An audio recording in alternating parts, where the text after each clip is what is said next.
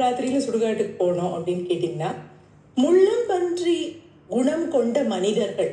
முள்ளம்பன்றி குணம்னா அவர் என்ன சொல்றாருன்னா, எந்த ஒரு பிரச்சனையும் இல்லாத போது நம்ம சும்மா போயிட்டு இருக்கும்போது கூட நம்மள வம்புக்கு இழுத்து சண்டை போடுறவங்க, அல்லது நாம அதை மீன் பண்ணி அந்த மாதிரி சொல்லியே இருக்க மாட்டோம், ஏதோ எங்கேயோ நம்ம யாரை பத்தியோ பேசிட்டு இருந்தா கூட அவங்க அஃபெண்ட் ஆகி சண்டை போடுறவங்க, திடீர்னு குறை சொல்லி பேசுவாங்க, திடீர்னு குத்தி காட்டி பேசுவாங்க, எதுக்காக நம்மள வம்புக்கு இழுக்கிறாங்க, நாம என்ன தப்பு பண்ணோம்னு நமக்கே தெரியாத பொழுது நம்மள வம்புக்கு இழுத்து இழுத்து சண்டை போடக்கூடிய, அந்த முள் மாதிரி குத்தக்கூடிய, அவங்களுடைய வார்த்தைகளாலும் செயல்களாலும் ஒரு முள்ளை போல நம்மளை குத்தக்கூடிய மனிதர்களை இவர் முள்ளம்பன்றி மனிதர்கள் அப்படின்னு சொல்றாரு. அந்த முள்ளம்பன்றி மனிதர்களை நாம எப்படி கையாளுறது அப்படிங்கிறது தான் இந்த புத்தகத்துடைய சாராம்சம். இவங்களை ஹேண்டில் பண்றதுக்கு நான் எதுக்குங்க கத்துக்கணும் அப்படின்னு கேட்டீங்கன்னா, இந்த மாதிரி மனிதர்கள், அதாவது நம்ம சும்மா போயிட்டு இருக்கும்போது கூட, சும்மா இருக்கும் பொழுது கூட நம்மளை வலிந்து வம்பு கிழித்து சண்டை போடக்கூடிய இந்த முள்ளம்பன்றி குணம் படைத்த மனிதர்கள் எல்லா இடத்துலயும் இருக்காங்க.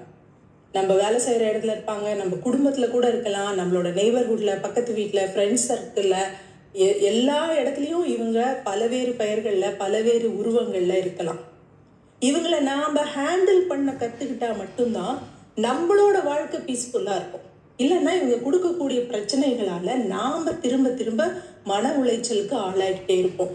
ஸோ நாம அமைதியா இருக்கணும், நம்மளை சுற்றி இருக்கக்கூடிய சூழ்நிலையும் நம்ம அமைதியா வச்சுக்கணும் அப்படின்னு நினைச்சோம்னா, இந்த மாதிரியான டிஃபிகல்ட் பீப்புள், கடுப்பேற்றும் மனிதர்கள், இவங்களை எப்படி கையாளுறது அப்படின்னு நாம கத்துக்கிறது முக்கியம். ஸோ இந்த புத்தகத்துக்கு உள்ள போறதுக்கு முன்னாடி ஆத்தர் ஒரு விளக்கம் கொடுத்துட்றாரு. அதாவது இந்த வார்த்தையை கேட்டவுடனே உங்களுக்கு கொஞ்சம் சுருக்குன்னு இருந்திருக்கும், அது என்னங்க மனுஷங்களை போய் முள்ளம்பன்றி அது இதுன்னு சொல்றது, இது ரொம்ப மரியாதை குறைச்சலா இல்லையா அப்படின்னு கேட்டா, அதுக்கு ஆத்தர் என்ன விளக்கம் சொல்றாருன்னா, முள்ளம்பன்றி மனிதர்கள்னு சொல்றது அவங்கள டிஸ்ரெஸ்பெக்ட் பண்றதுக்காக இல்லை, பட் காலங்காலமாவே மனிதர்களை எல்லா கலாச்சாரத்திலையும், நம்ம கலாச்சாரத்துல கூட பாத்தீங்கன்னா இப்போ ஜோசியத்துல ஒவ்வொரு விலங்குகளை உபயோகப்படுத்தியிருப்பாங்க, மீன், மான், தேள், சிங்கம், அதே மாதிரி கேட்டகரைஸ் பண்ணியிருப்பாங்க. அந்த மாதிரி காலங்காலமா எல்லா கல்ச்சர்லயுமே மனிதர்களை கேட்டகரைஸ் பண்ணி புரிஞ்சிக்கிறதுக்கு, இவங்க இப்படிதான் அப்படின்னு நம்ம அவங்களோட குணங்களை எளிதா புரிஞ்சிக்கிறதுக்காக அவங்கள இந்த மாதிரி விதவிதமான விஷயங்களோட ஒப்பிட்டு கேரக்டரைஸ் பண்றதுங்கிறது ஒரு ஆதிகால சைக்கலாஜிக்கல் மெத்தட். இது எல்லா கல்ச்சர்லயுமே இருந்திருக்கு அப்படிங்கிறாரு.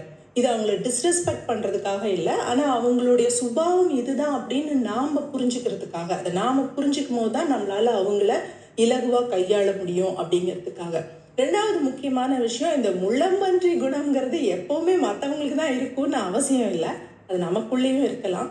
பல சமயங்கள்ல நாமுமே கூட காரணம் இல்லாம யாரையாவது எதிரியா நம்ம மனசுக்குள்ள கற்பனை பண்ணிக்கிட்டு, அவங்க நம்மள எதிரியாவே நினைச்சிருக்க மாட்டாங்க, நாம அவங்கள எதிரியா நினைச்சிட்டு தேவையில்லாம ஸ்ட்ரெஸ் ஆகிட்டு இருப்போம், தேவையில்லாம அவங்க சொல்ற ஒவ்வொரு வார்த்தைக்கும் நாம புண்பட்டுக்கிட்டு இருப்போம், தேவையில்லாம அவங்கள புண்படுத்துற மாதிரியான வார்த்தைகளை நம்மளையும் அறியாம நம்மளையும் மீறி நாம் பேசிட்டு இருப்போம். ஸோ நமக்குள்ளேயும் இந்த குணம் இருக்கலாம், நமக்குள்ள இருந்தாலும் நாம இதை சரி பண்ணிக்கிறது எப்படி, நமக்குள்ள ஏன் இந்த குணம் ஏற்படுது அப்படிங்கிறத தெரிஞ்சுக்கணும். அதே மாதிரி மற்றவர்களுக்கு அந்த குணம் இருக்கும் பொழுதும் ஏன் அந்த மாதிரியான குணம் இருக்கு, அவங்களுடைய அடிப்படை உளவியல் என்ன, அதை எப்படி கையாளுறது அப்படின்னு நாம தெரிஞ்சுக்கணும் அப்படின்றாரு author. Do you wish to have a beautiful home garden of your own? நாம பாட்டுக்கு சும்மா போயிட்டு இருக்கும் போதே நம்மள அவங்களுக்கு எதிரியா கற்பனை பண்ணிக்கிட்டு தேவையில்லாம அவங்களும் மன உளைச்சலுக்கு ஆளாகி நம்ம கிட்ட சண்டை போட்டு நம்மளையும் பெரிய மன உளைச்சலுக்கு ஆளாக்கக்கூடிய இந்த டிஃபிகல்ட் பீப்புளுக்கும் இந்த முள்ளம்பன்றி அப்படிங்கிற விலங்குக்கும் சில அடிப்படை குணாதிசய ஒற்றுமைகள் இருக்கு அப்படின்னு சொல்றாரு ஆத்தர். ஸோ அவர் என்ன சொல்றாருன்னா, அதுக்கு இந்த முள்ளம்பன்றி அப்படிங்கிற விலங்கை பத்தி நாம கொஞ்சம் தெரிஞ்சுக்கணும் அப்படிங்கிறாரு. ஒரு ஃபுல் சாப்டரே இதுக்காக தான் அவர் டெடிகேட் பண்ணியிருக்காரு. அவர் என்ன சொல்றாருன்னா, உலகத்துல 27 வகையான முள்ளம்பன்றிகள் இருக்கு, 27 ஸ்பீஷீஸ் இருக்கு. இது ராடன்ட் அப்படின்னு சொல்லக்கூடிய கொறித்துண்ணி வகையை சேர்ந்தது. இதால மரம் ஏற முடியும், புழு, பூச்சி, காய்கறி, பழம், விதை எதை வேணாலும் இதை சாப்பிடும். முள்ளம்பன்றிய பத்தி உலகத்துல இருக்கக்கூடிய பெரும்பாலான மக்களுக்கு இருக்கக்கூடிய ஒரு மிஸ் அண்டர்ஸ்டாண்டிங், தவறான புரிதல் என்னன்னா, முள்ளம்பன்றியால அதோட முள்ளை நம்ம மேல தூக்கி போட்டுற முடியும், அது அந்த முள் நம்ம மேல பட்டுச்சுன்னா அப்படியே தீப்பட்ட மாதிரி எரியும், தீ பிடிச்சிக்கும், அமிலம் மாதிரியா இருக்கும், அமிலம் மாதிரி நம்ம ஸ்கின்னை பாதிக்கும் அப்படின்லாம் உலகத்துல எல்லா கல்ச்சர்லயும் முள்ளம்பன்றி பத்தி சில தவறான புரிதல்கள் வச்சிருக்காங்க அப்படிங்கிறாரு. ஆங்கிலத்துல நம்ம முள்ளமன்றிய போர்க்யூபைன் அப்படின்னு சொல்றோம்ல, அது லாட்டின் மொழியிலேருந்து வந்த ஒரு பேர். போர்க்கஸ் அப்படின்னா முள்ளுன்னு அர்த்தம், ஸ்பைனானா பிக்னு அர்த்தம். ஸோ முள் இருக்கக்கூடிய பன்றி வகையை சார்ந்தது அப்படின்னு நம்ம சொல்றோம். உண்மையில அதோட உடம்புல இருக்கக்கூடியது முள்ளும் இல்லை, அது பன்றி வகையை சார்ந்த ஒரு விலங்கும் இல்லை, அது கொறித்துண்ணி வகையை சார்ந்த ஒரு உயிரினம். ஸோ இந்த முள்ளம்பன்றி குட்டியா பிறக்கும் பொழுது, முள்ளம்பன்றி குட்டி பிறக்கும் பொழுது அதுக்கு உடம்புல எந்த அந்த முள் இருக்காது. அதோட முதுகு வந்து ரொம்ப சாஃப்டா தான் இருக்கும்.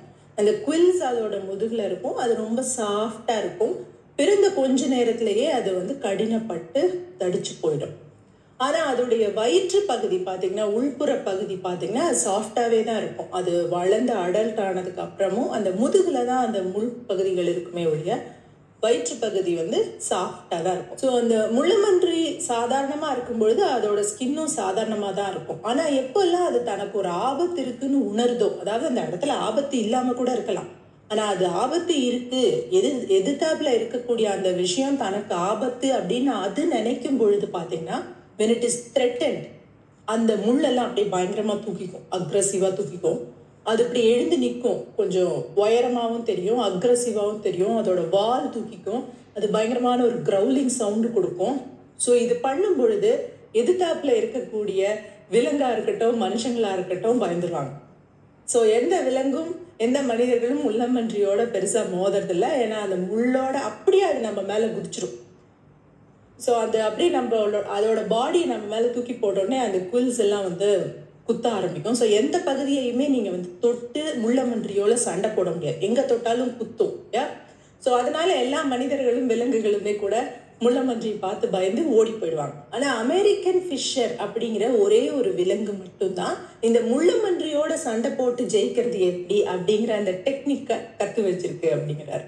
இந்த அமெரிக்கன் ஃபிஷர் என்ன பண்ணுமா, முள்ளமன்றி அப்படியே நம்ம மேல குதிச்ச உடனே அந்த முள்ளமன்றியை பிடிக்கவோ அதை தொடவோ அதை டைரக்டா அது கூட சண்டை போடவோ முயற்சி பண்ணாம அதை அப்படியே திருப்பி போட்டுரும். ஸோ அப்சைட் டவுனா அந்த முள்ளமன்றியை திருப்பி போட்டுரும். முள்ளமன்றியோட முள் எல்லாமே அந்த குவில்ஸ் எல்லாமே அதோட முதுகு பகுதியில தான் இருக்கு. ஸோ அதோட வயிற்று பகுதி வந்து ரொம்ப ரொம்ப சாஃப்டா இருக்கும். ஸோ அந்த சாஃப்டான பகுதி மேல அட்டாக் பண்ணி அந்த விலங்கு ஜெயிக்கிறது ரொம்ப சுலபம் அப்படிங்கிறத இந்த அமெரிக்கன் ஃபிஷர் அப்படிங்கிற ஒரு விலங்கினம் மட்டும் எப்படியோ கத்து வச்சிருக்கு. ஸோ அதை பார்த்து இப்போ நாம கத்துக்கிறோம். ஸோ ஆத்தர் என்ன சொல்றாருன்னா, இந்த முள்ளம்பன்றி மனிதர்கள் இருக்காங்க இல்லையா, ஹியூமன் போர்க்யூபைன்ஸ், நம்மள முள் மாதிரி குத்தி நம்ம வாழ்க்கைய கடினமான ஒரு விஷயமா ஆக்கக்கூடிய அந்த கடுப்பேற்றும் மனிதர்கள், அவங்களும் பாத்தீங்கன்னா இந்த முள்ளமன்றி மாதிரி தான். தனக்கு ஒரு ஆபத்து இருக்குன்னு அவங்க எப்பெல்லாம் நினைக்கிறாங்களோ, அதாவது நாம அவங்களுக்கு ஒரு ஆபத்தை விளைவிச்சிருவோம் அப்படின்னு அவங்க நினைக்கும் பொழுது அவங்க இந்த முள்ளமன்றி மாதிரி அவங்களுக்கு முள்ளெல்லாம் தூக்கிட்டு அந்த முள்ளெல்லாம் நம்ம மேல தூக்கி போட முயற்சி பண்றாங்க. ஸோ உண்மையிலேயே நாம எதுவுமே பண்ணாம கூட இருந்திருக்கலாம், முள்ளமன்றி மாதிரி தான். அவங்க அங்க ஒரு த்ரெட் இருக்குன்னு அவங்க மனசுக்குள்ள தோணிச்சுன்னா அவங்க இந்த முள்ளமன்றி மாதிரி சண்டைக்கு கிளம்பிடுவாங்க, அக்ரெசிவா வந்துடுவாங்க. ஸோ ஆத்தர் என்ன சொல்றாருன்னா, முள்ளமன்றி மாதிரியே இவங்களும் அடிப்படையில ஒரு சாஃப்ட் நேச்சர் கொண்ட மனிதர்களா கூட இருந்திருக்கலாம், அவங்க பிறக்குமோ சாதாரணமா கூட இருந்திருக்கலாம். ஆனா அவங்க வாழ்க்கையில அவங்க சந்திச்ச சம்பவங்கள் அல்லது அவங்கள வளர்த்த நபர்கள், ஸோ அவங்க வந்து ஒரு அக்ரஸிவ் நபர்களால எப்ப பார்த்தாலும் குறை கண்டுபிடிச்சு குத்தம் கண்டுபிடிச்சு இவங்களை அபியூஸ் பண்ணி அதுல சந்தோஷப்படுற மனிதர்களால அந்த மாதிரியான சூழ்நிலைகள்ல அவங்க வளர்ந்திருக்கும் பொழுது அவங்களுடைய அந்த குவில்ஸ் வந்து சாதாரணமாகவே கடினப்பட்டு போயிடுது.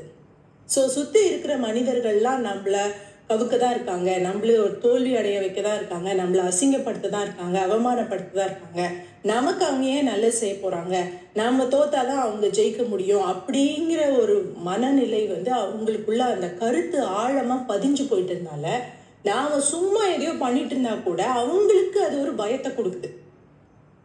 நாம ஏதோ சம்மந்தம் இல்லாம பேசிட்டு இருந்தாலும் ஒண்ணுமே பண்ணாம இருந்தாலும் கூட அவங்க நம்மளை பார்த்து இயல்பாவே பயப்படுறாங்க.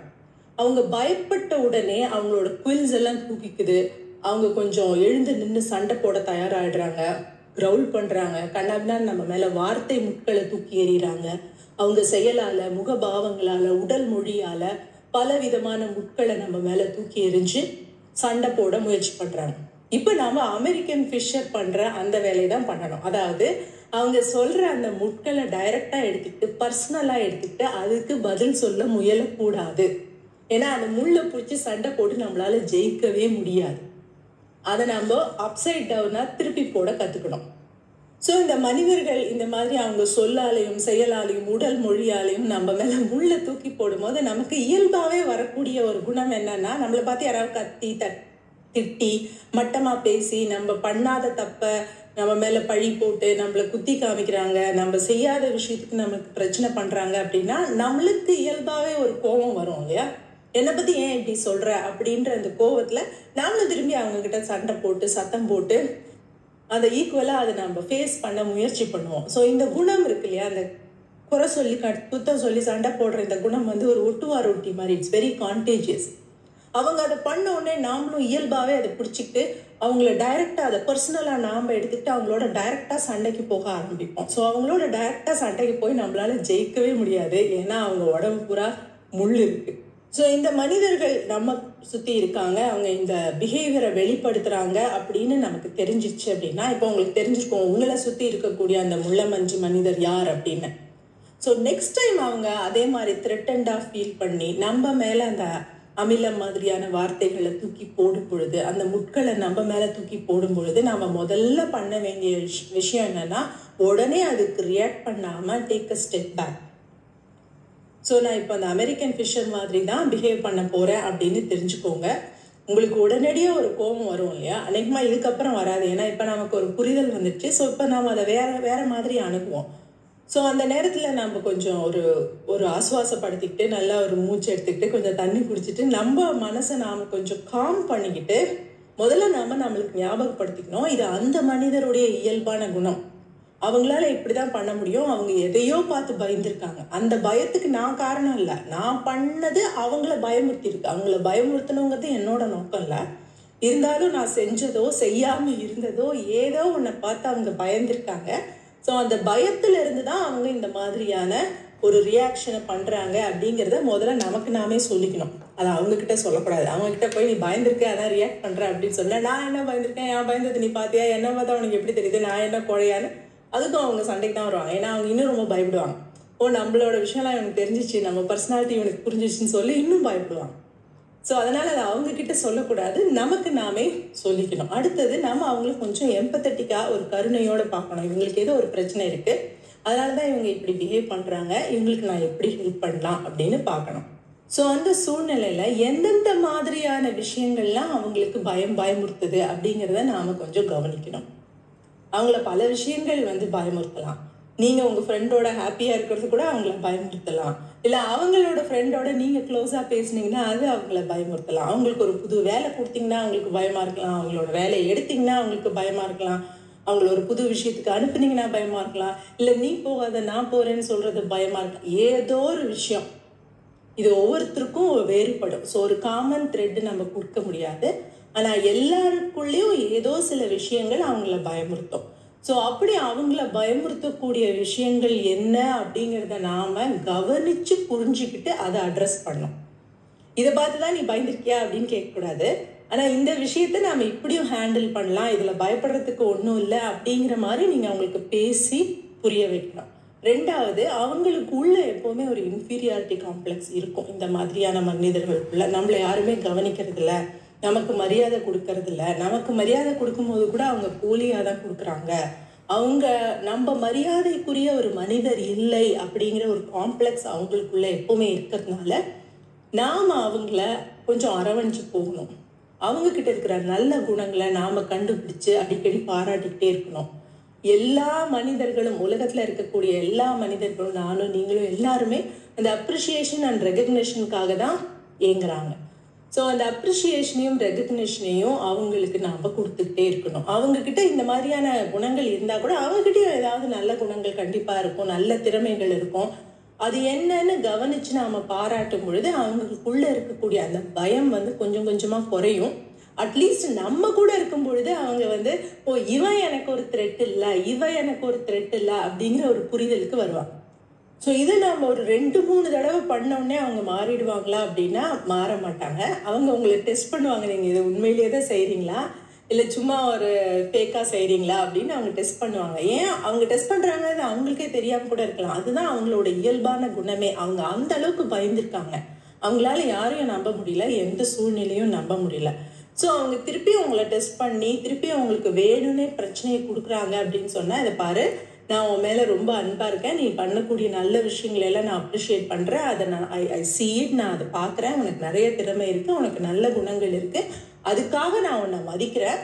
ஆனால் எந்த காலகட்டத்திலையும் எந்த நிலையிலையும் நீ என்ன மரியாதை இல்லாமல் நடத்துறதையோ அவமதிக்கிறதையோ நான் ஒத்துக்க மாட்டேன். நான் எப்படி நீ உன்னை மதிக்கிறேனோ அதே மாதிரியான மரியாதையும் நான் உங்ககிட்ட இருந்து எதிர்பார்க்கிறேன். அப்படி இருந்தாதான் இந்த உறவு நிலைக்கும், அப்படி இருந்தாதான் நம்ம இதுக்கு மேல இந்த விஷயத்தை பத்தி பேச முடியும். ஒருத்தர் மரியாதையா பேசிக்கிட்டாதான் நம்ம பேச முடியும் அப்படிங்கிறதையும் நீங்க கிளியரா எஸ்டாப்ளிஷ் பண்ணணும். ஸோ அவங்க அந்த மாதிரி நடந்துக்கும் பொழுது அவங்க ஒரு அமில மாதிரி நம்ம மேல வார்த்தைகளாலையும் செயல்களாலையும் உடல் மொழியாலையும் நம்மள அட்டாக் பண்ணும்போது அதை முதல் விஷயம் நம்ம பர்சனலா எடுத்துக்கவே கூடாது. ரெண்டாவது விஷயம், அதுக்காக நம்ம கோவப்படக்கூடாது. Defeat them with your kindness. உங்களோட அன்பால் அவங்கள தோக்கடிக்கணும் அப்படிங்கிறாரு. ஸோ அவங்களுக்குள்ளேயும் ஒரு சாஃப்ட் சைடு இருக்கும், அவங்கள திருப்பி போடுங்க. அந்த சாஃப்ட் சைடை ஹேண்டில் பண்ணுங்க.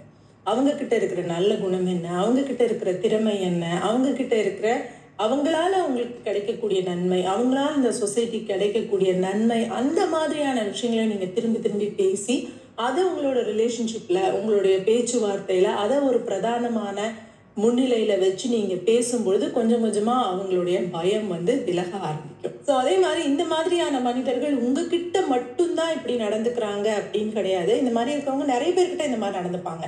ஸோ அவங்கள பத்தி காசிப் பண்றதுன்னு இல்லை, பட் மற்றவங்க கிட்ட அவங்க அந்த மாதிரி நடந்துக்கும் போது உங்ககிட்ட கூட இப்படி நடந்துக்கிறாங்களா, எந்த சந்தர்ப்பத்தில் அப்படி நடந்துக்கிறாங்க, எதெல்லாம் அவங்கள பயமுறுத்துது, அவங்களோட தேவை என்ன அப்படிங்கிறத மற்றவங்க கிட்டையும் நீங்க பேசி புரிஞ்சுக்கும் பொழுது உங்களோட புரிதலும் விசாலம் அடையும். அவங்கள எது பயமுறுத்துது, அவங்களுக்கு எது தேவைப்படுது அப்படிங்கிறத நீங்க தெரிஞ்சுக்கிட்டு அதை நீங்க அவங்களுக்கு கொடுக்க கொஞ்சம் கொஞ்சமா அவங்க காம் ஆவாங்க. அதுதான் அந்த முள்ளமன்றியை திருப்பி போடுவதற்கான ஒரே வழி. ஸோ இந்த மாதிரியான மனிதர்கள் ஏற்கனவே ஒரு வல்னரபிளா அவங்க ஃபீல் பண்றதுனால, தான் ஒரு ஆபத்துல இருக்கும் அப்படிங்கறத அவங்க எப்பவுமே ஃபீல் பண்றதுனால, சில சமயம் அவங்க சில விஷயங்களை பத்தி பேசுவாங்க, கத்துவாங்க. அந்த மாதிரி பேசும்போது அதுக்கு ஒரு அர்த்தமே இருக்காது. அதை அவங்க ஒரு வெண்ட் அவுட் பண்றதுக்காக பேசுவாங்க. அவங்களுக்குள்ள இருக்கக்கூடிய ஆன்சைட்டியும் ஸ்ட்ரெஸ்ஸையும் வெண்ட் அவுட் பண்றதுக்காக நிறைய பேசுவாங்க, நிறைய புலம்புவாங்க. அதுக்கு நீங்க ஒரு பர்சனலா எடுத்துக்கிட்டு அது பதில் சொல்லணும் அப்படின்லாம் நீங்க நினைச்சுக்காதீங்க. அவங்க வெண்ட் அவுட் பண்றது தான் அதை பண்றாங்க. நீங்க சும்மா கொட்டிட்டு அமைதியா இருந்தாலே போதும். அவங்க இன்னொருத்தரை பத்தி பேசுறாங்க அப்படின்னா அதையும் போய் நான் ஃபிக்ஸ் பண்ணுவேன், இதையும் போய் ஃபிக்ஸ் பண்ணுவேன், அவங்கள மாத்துவேன் அப்படிலாம் நீங்க நினைக்காதீங்க. அவங்களுக்குள்ள ஒரு ஸ்ட்ரெஸ் இருக்கு, ஒரு ஆன்சைட்டி இருக்கு, ஒரு பயம் இருக்கு. அந்த பயத்துடைய வெளிப்பாடாதான் அவங்க ஏதோ புலம்பிட்டு இருக்காங்க. இந்த புலம்பலே அவங்களுக்கு ஒரு மருந்தா கூட இருக்கும். ஸோ அவங்க புலம்பிட்டு போகட்டும்னு சொல்லி விட்டுடுங்க. ஸோ அவங்க கூட போய் நீங்கள் பேசணும், ஏதாவது ஒரு இஷ்யூ பற்றி நீங்கள் பேசணும் அப்படிங்கிற சுச்சுவேஷன் வரும்பொழுது எப்போவுமே அந்த ஸ்பெசிஃபிக்கான இஷ்யூவை பற்றி மட்டும் பேசணும். ஸோ உங்கள் குணமே இப்படி தான், நீ எப்போவுமே இப்படி தான், அன்னைக்கு கூட நீ இப்படி பண்ணிட்ட, அவங்கக்கிட்டையும் இப்படி பண்ணிட்ட, எல்லாரும் உன்னை பற்றி இப்படி தான் பேசுகிறாங்க, நீ ஒரு ஒர்த்தான ஆளே கிடையாதுன்னா நீங்கள் அந்த கோபத்தில் எதையாவது வார்த்தையை விட்டுட்டிங்கன்னா அவங்க ஏற்கனவே பயந்துருக்காங்க. ஸோ நீங்கள் பிளேம் பண்ணிங்கன்னா அவங்க இன்னும் பயந்துருவாங்க. ஸோ பயப்பட அந்த முள்ளம்பன்றியோடைய முட்கள் இன்னும் ஸ்ட்ராங்காக தான் தூக்கிக்கும், அது இன்னும் அக்ரஸிவாக தான் ஆகும், அது இன்னும் கிரவுல் பண்ண தான் ஆரம்பிக்கும், இன்னும் கத்தும், இன்னும் உங்களை காயப்படுத்தும். ஸோ எந்த கட்டத்துலையும் அவங்கள பிளேம் பண்ணுறதுக்கு முயற்சி பண்ணாதீங்க. அந்த ஆர்கியூ பண்ணி அவங்கள ஜெயிக்கிறதுக்கும் முயற்சி பண்ணாதீங்க. ஏன்னா அவங்க எவ்வளோ வேணால் கத்துவாங்க, என்ன வார்த்தை வேணால் பேசுவாங்க, எப்படி வேணால் பேசுவாங்க. அவங்களுக்கு அதை பற்றின ஒரு புரிதலே இல்லை. தான் என்ன தப்பு பண்ணுறவங்க தான் அவங்களுக்கே தெரியாது.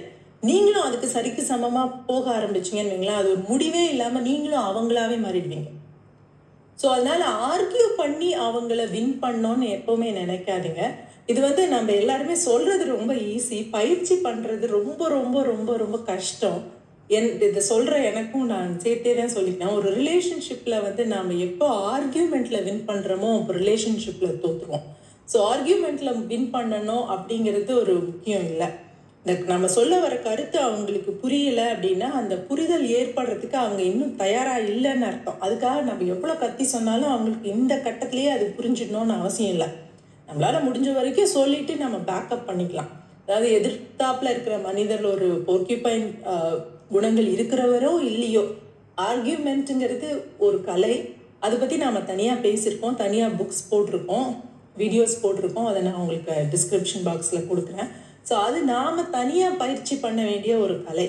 ஸோ ஒரு ஆர்கியூமெண்ட்டில் வின் பண்ணியே ஆகணும்னு நம்ம பிடிவாதமாக பிடிக்கும்போது பல சமயங்களில் அந்த ரிலேஷன்ஷிப்பை நாம் லூஸ் பண்ணிடுவோம் அப்படிங்கிறத நாம் எல்லாருமே ஞாபகத்தில் வச்சுக்கணும். ஸோ அடுத்தது நீங்கள் அவங்களுக்கு ஒரு விஷயத்தை பற்றின புரிதலை ஏற்படுத்தணும் அப்படின்னு நினச்சிங்கன்னா சாக்ரேட்டிவ் மெத்தட் அப்படின்னு சொல்லுவாங்க. அதாவது பதிலை நீங்கள் டைரெக்டாக கொடுக்காம அதுக்கான கேள்விகளை நீங்கள் கொடுத்துக்கிட்டே இருக்கிறது, அந்த பதில் அவங்க வாயிலேருந்தே வர வைக்கிறது, நட்ஜிங் டெக்னிக்னு சொல்கிறாங்க இல்லையா. ஸோ நீங்கள் என்ன பதில் சொல்லணும் அப்படின்னு நினைக்கிறீங்களோ அந்த பதிலை அவங்க சொல்கிறதுக்கு ஏற்ப அவங்களுக்கு அந்த சிந்தனை புரிதல் ஏற்படுறதுக்கு மாதிரியான ஒரு கேள்விகளை நாம் கேட்டுக்கிட்டே இருக்கணும். அதுக்கு தகுந்த சினேரியோஸை அவங்க முன்னாடி கொடுத்து அவங்கள ப்ராசஸ் பண்ண வச்சு அப்படிதான் அவங்க கிட்ட வந்து அந்த பதிலை நம்ம வாங்க முடியும். அப்படி வாங்கும்பொழுது மட்டும்தான் அவங்க பயம் இல்லாமல் அவங்க ஆக்சுவலி நீங்கள் அந்த கான்செப்டை அவங்க பை பண்ணியிருப்பாங்க, நீங்கள் சொல்கிற உங்களுக்கு ஏற்ற மாதிரி அவங்க தோதா வருவாங்க, இல்லைன்னா அவங்க திருப்பியும் பயந்துருவாங்க.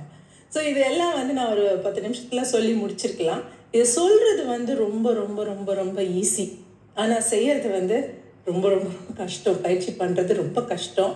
இதுக்கு நிறைய பொறுமை தேவைப்படும், நிறைய இன்ட்ரோஸ்பெக்ஷன் தேவைப்படும், நிறைய படிப்பு தேவைப்படும், முக்கியமாக பொறுமை நிறைய தேவைப்படும்.